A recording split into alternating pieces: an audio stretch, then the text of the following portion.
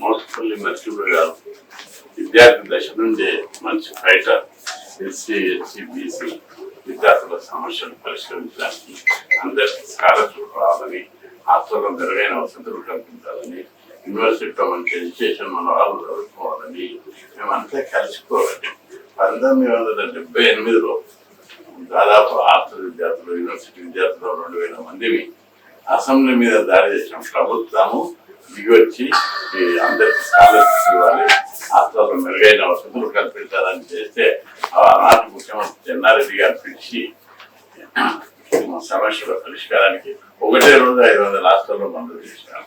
ఆ విధమైనటువంటి చరిత్ర రైట్ మిలిటెంట్ పోరాటాలు ముందుండేవారు, యూనివర్సిటీలో కూడా ముందుండేవారు.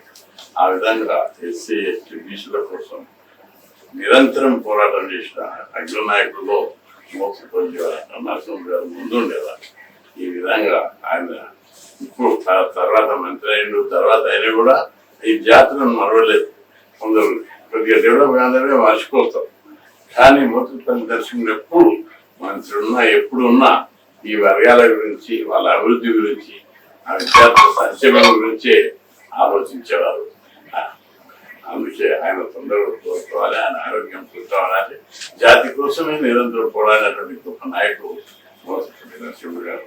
ఆయన ఆరోగ్యం తొందరగా కోరుకోవాలని, న్యాయం కోసం పోరాడుతున్న మార్గేలకు సీట్ ఇవ్వలేదని ఆయన తపన. ఎప్పుడే కానీ చాలా కమిట్మెంట్ తోటి పోరాడే నాయకుడు. మార్గేలకు ఒక్క ఎంపీ సీట్ కూడా రాలేదని చెప్పి ఆయన తపన చాలా న్యాయమైంది. ఇప్పటికైనా పార్టీలు ప్రభుత్వాలు ఆలోచించాలని చెప్పి డిమాండ్ చేస్తాం.